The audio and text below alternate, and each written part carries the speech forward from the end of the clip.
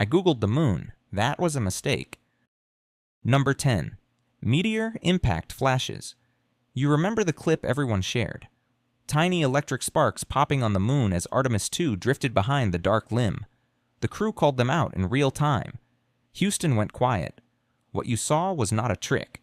Fragments of rock were hitting an airless surface and lighting up for a fraction of a second. The moon has no atmosphere to slow anything down. Every scrap of space dust arrives at full speed. When a grain the size of a pebble slams into regolith at tens of thousands of miles per hour, it vaporizes on contact and throws off a visible flash. Astronauts in Orion reported 6 of those flashes during a single observation window. Ground telescopes and orbital sensors later matched the timing and location of each one independently. Those matches turned a cool visual into hard numbers. Each flash tells scientists how often small impacts happen and how much energy they dump. That information feeds directly into habitat design. If you are building a structure that needs to survive 5 or 10 years on the surface, you need to know how many pebble-sized rounds are incoming per month. The answer, based on this data and decades of prior monitoring, is higher than most people guess. Some posts tried to frame the flashes as evidence of mysterious lights or alien activity. The actual answer is less glamorous and more urgent. The moon is still under bombardment every single day, and anyone walking on it will have to plan around that reality. A flash that bright usually means an object the size of a pebble to a fist. At lunar speeds, it dumps all its energy in a heartbeat. The light tells engineers how much mass hit and how energetic the strike was. That data plugs straight into models predicting how often equipment and habitats will take damage over time. Cameras and orbiters see a lot, but trained astronauts catch subtle timing and color that machines miss. The crew described exactly where on the Terminator they saw each flash and how long each blink lasted. Ground teams used that detail to triangulate approximate locations and brightness. It made every event measurable. Space is noisy. Particles come at us every minute. If we want people on that surface, we must harden structures and monitor the bombardment constantly. Number 9. Oriental Basin. You look at the moon and spot a dark, ringed scar so large it straddles the boundary between the near side and the far side. That is the footprint of a single collision from roughly 4 billion years ago. Something hundreds of miles across struck the surface. The crust ripped outward and the shockwave carved 3 concentric rings of mountains and valleys that remain visible today. When a rock that size hits a world, it does not just dig a bowl. It sends pressure waves through the crust that bounce and fold and freeze in place. The outer ring became a mountain range. The inner rings collapsed into terraced steps. The whole pattern is a recording of impact energy preserved in stone. Robotic probes mapped this feature decades ago. What made the Artemis 2 observation different was the crew. Astronauts aboard Orion could see the entire ring system in a single sweep and describe slope shadows that appeared three-dimensional from thousands of miles out. Reed Wiseman and his crewmates pointed out subtle brown and green color casts that orbital cameras had not flagged.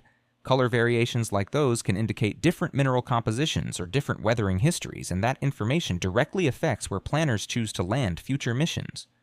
A site that looks flat and safe on a map might conceal loose debris or steep grades that only become obvious when sunlight grazes the surface at an angle the human eye instinctively reads. That kind of detail does not always show up in satellite data. The crew also proposed names for small craters near the basin. They called one Integrity and one Carol, the latter honoring Wiseman's late wife. Geologists paid close attention to the color reports. A subtle hue can become a clue to different rock types or recent ejecta that matters for future sampling. Understanding how this basin formed helps scientists read impact scars across the entire solar system. It is a laboratory for how worlds get reshaped by violence. Number 8. The heat shield. After Artemis 1 splashed down, engineers opened the Orion capsule and found the thermal protection scarred in places. Chunks of char were missing where they should have been intact. Orion uses a material called Avcoat. The design intent is straightforward. Avcoat burns away in a controlled fashion and carries heat with it so the structure underneath stays cool.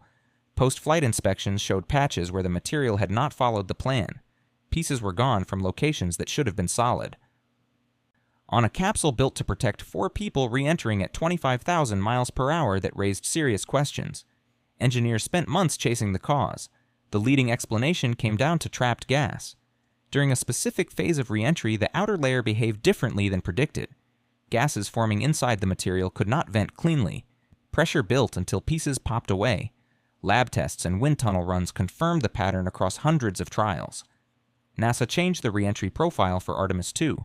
Instead of the skip maneuver that Artemis 1 had flown, where the capsule bounces off the upper atmosphere and comes back for a second pass, they chose a steeper direct entry that spends less time in the heating regime where Avcoat misbehaved. Flight controllers modeled the new profile repeatedly. The Inspector General warned the risk was not fully eliminated and pushed for continued testing. NASA accepted that assessment and added extra sensors and monitoring for the crewed flight. Orion came home on the revised profile. The crew splashed down without incident, but engineers are still refining the material. The heat shield story is a plain reminder. Small material surprises inside a 25,000 mph fireball are not small at all. Number 7. NEA Scout. 10 small satellites rode to deep space inside the Artemis 1 rocket. One of them was supposed to unfurl a solar sail the size of a racquetball court and use sunlight itself as propulsion to visit a near-Earth asteroid. It was a clever idea built small and cheap to prove that a shoebox-sized spacecraft could do real reconnaissance on a rock drifting through our neighborhood. The SLS deployed NEA Scout exactly as planned. And then nothing happened. No signal, no telemetry, no proof the satellite was even alive. Flight controllers tried everything. They sent activation commands on repeat. They transmitted a desperate order to deploy the sail early, gambling that a 900-square-foot reflective sheet might be bright enough for ground telescopes to spot against the black. Observatories searched the sky. They found nothing. By December 2022, the mission was declared lost. Nobody knows exactly what killed it. The spacecraft left the rocket and became a ghost. The leading suspicion points to the long delays before Artemis 1 finally launched. NEA Scout sat inside the SLS for years, past its intended shelf life. Components rated for months of storage endured years of waiting. Batteries drain, seals age, propellant changes state. Something critical likely degraded before the rocket ever left the pad. NEA Scout was not the only CubeSat casualty on that flight. Luna H Map, built to sniff out hydrogen deposits near the South Pole, had a stuck propulsion valve and never reached its science orbit. The Japanese Omotenashi lander tumbled after deployment and could not orient itself. BioSentinel's radiation tracker worked fine, but its yeast biology experiment was dead on arrival. The cells expired during the delays. Somewhere in heliocentric orbit, a tiny spacecraft with a folded solar sail is drifting silent through the dark. It will never phone home. Number 6. Helga and Zohar. 2 mannequins rode Orion to the moon and back on Artemis 1. That sentence sounds ridiculous until you learn what they were measuring. Helga and Zohar are phantom torsos modeled on female anatomy and packed with more than 12,000 radiation detectors spread across every organ that matters. Lungs, stomach, uterus, bone marrow. The experiment was called MARE, and its purpose was blunt. Map exactly how much radiation a human body absorbs in deep space, organ by organ, before you risk sending real people. Zohar wore a protective vest called AstroRad. Helga wore nothing. The comparison was the point. Same capsule, same trajectory, same solar weather. One shielded, one exposed. Results landed in 2024, and they shifted planning assumptions. In the most protected areas of Orion, the crew seats and storm shelter specifically, radiation from large solar particle events stayed below 150 millisieverts. That falls under the threshold for acute radiation sickness. In the least shielded zones of the capsule exposure ran 4 times higher. The vest reduced dose to several sensitive organs by a measurable margin. The real surprise came from a maneuver nobody had tested with live body data before. During the inner Van Allen belt flyby, Orion executed a 90-degree roll.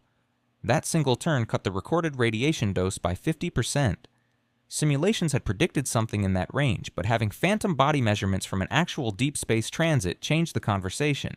Pointing the thickest wall of the capsule toward the radiation source is now a tested procedure written into flight rules, not just a model on a screen. 2 plastic torsos on an empty flight generated the data that will keep every crew after them alive longer. Number 5. Mascons. In the early days of lunar exploration, mission controllers noticed something they could not explain.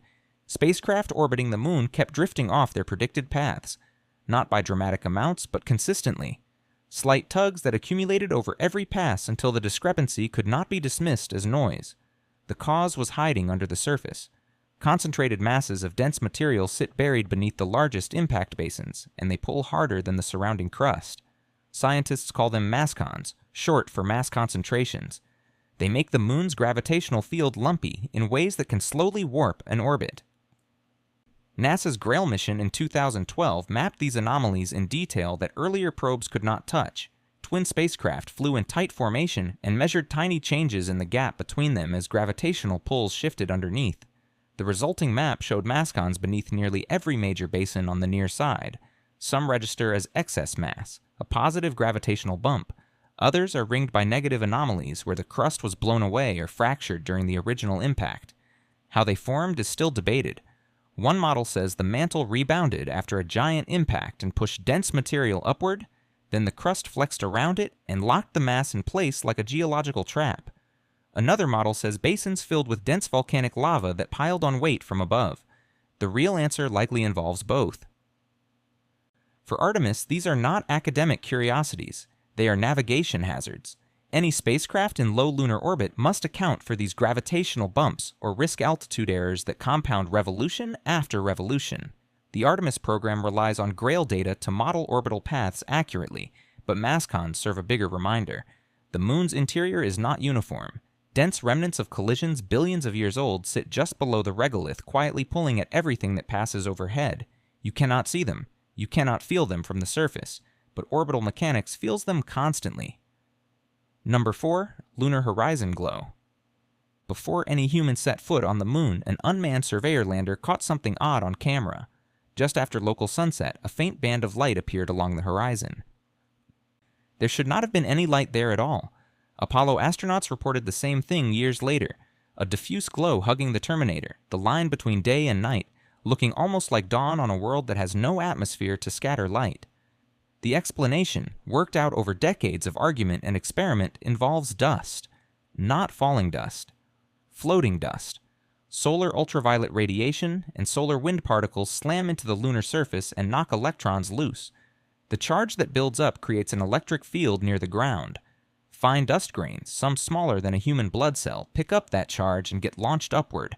Not far in most cases. Some hop centimeters. Others may reach kilometers. But they scatter forward sunlight, and when the geometry lines up, a camera or an eye at the surface catches the glow. The process is called electrostatic levitation. Models predict a constant slow fountain where particles launch, arc through the vacuum, and settle back down.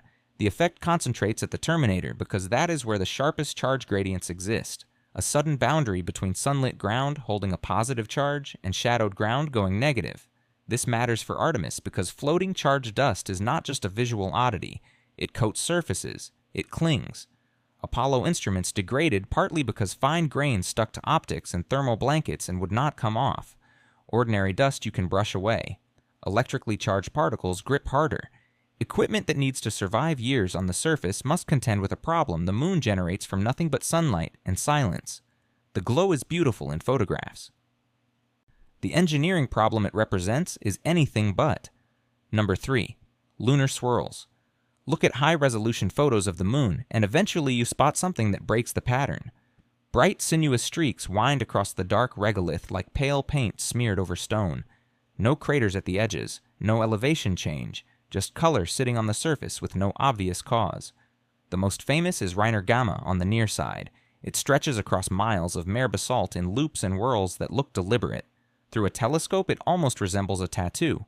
Every known lunar swirl sits on top of a localized magnetic anomaly. That is the first strange part. The moon has no global magnetic field. Its core dynamo shut down billions of years ago.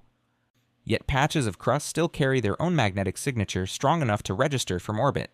The leading theory says those magnetic patches act as tiny shields. Solar wind normally darkens regolith over time through a process called space weathering. Where a magnetic anomaly deflects the incoming ions, the ground underneath stays brighter because it weathers more slowly. The swirl is essentially a shadow cast by an invisible magnetic umbrella. But that raises the next question. Where did the magnetic fields come from? One camp says ancient lava tubes or volcanic dikes, cooled while the moon still had an active dynamo and locked in a magnetic record. Another camp argues that cometary impacts melted iron-rich material on the surface and generated short-lived fields that froze into the crust as it cooled. A third group points to ejecta from giant basin forming impacts like Imbrium carrying magnetized debris hundreds of miles from the strike zone.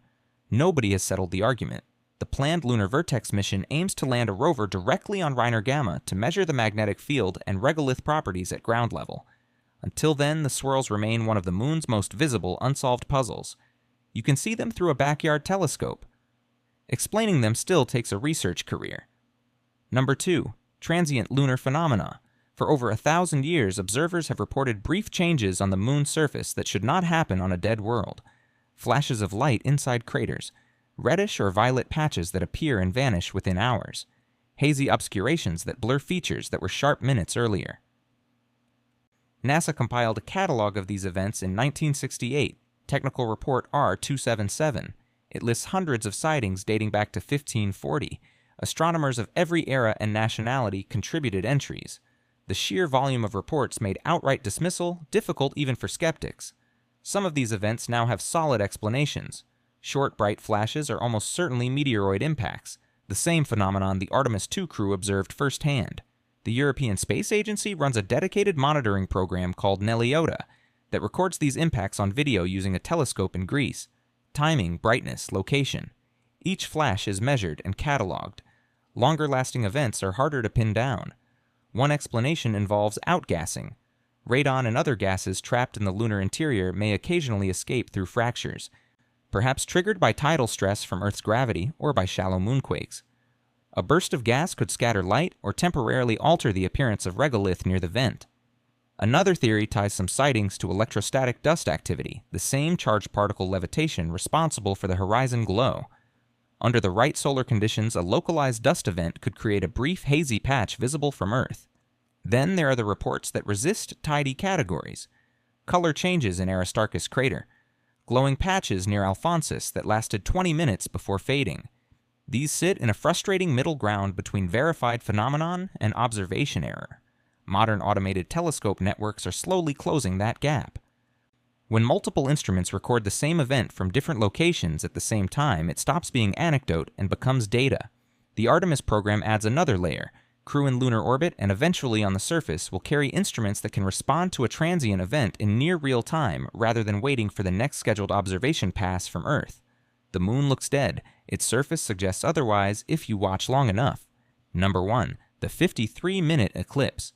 On April 6, 2026, as Orion rounded the far side of the moon, something happened that no human had ever witnessed at that duration. The moon slid between the spacecraft and the sun and blocked it completely. Total solar eclipses happen on Earth regularly. They last a few minutes at most because the moon's shadow races across the ground at over 1,000 miles per hour. But Artemis II was not on the ground. It was behind the moon, moving with it, and that geometry stretched totality to approximately 53 minutes. For nearly an hour, the crew watched the sun's corona blazing as a halo around the lunar disk. From Earth, you get 2 or 3 minutes to study that corona during an eclipse before the geometry breaks. The Artemis crew had nearly an hour of continuous observation from above the atmosphere, with no clouds, no turbulence, no light pollution. Scientists asked the crew to describe features of the corona in real time and to photograph it with calibrated equipment. Solar physicists study the corona because it holds clues to why the sun's outer atmosphere is hundreds of times hotter than its surface, a problem that has resisted explanation for decades. An uninterrupted 53-minute window from deep space is the kind of data opportunity that does not come along on any predictable schedule. The eclipse also served a secondary purpose. Planners wanted the crew to look for faint luminous effects near the lunar surface during the darkness, specifically any sign of dust scattering residual sunlight at the terminator. That observation ties directly back to the horizon glow question and whether electrostatic levitation is visible from orbit under eclipse conditions. When the sun reappeared, the crew described the moment as jarring. After nearly an hour of darkness lit only by the corona and earthshine, the first sliver of direct sunlight hit the cabin windows and flooded the capsule. 4 people farther from home than any humans in history watched a star come back.